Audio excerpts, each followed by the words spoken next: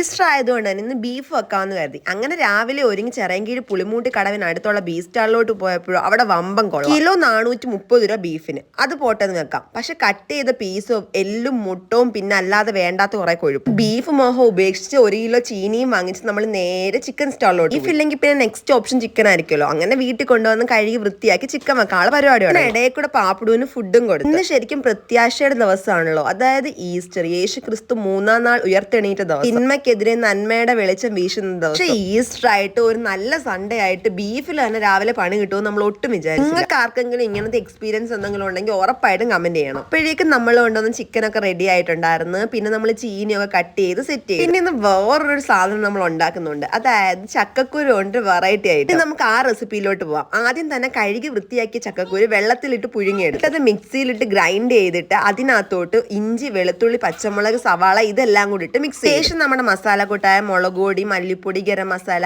Chicken masala ഇതെല്ലാം കൂടി ഇട്ടിട്ട് നമ്മൾ കൈപ്പത്തി വെച്ചിട്ട് പരത്തി കട്ട്ലറ്റ് പരുവത്തിലെടുത്തു. പിന്നെ എണ്ണയിലിട്ട് 2 സൈഡും മൊരിയിച്ചെടുത്തപ്പോഴത്തേനും നമ്മുടെ ചക്കക്കുരു കട്ട്ലറ്റ്. അതിന് സത്യം പറയാലോ കിടുവായിരുന്നു.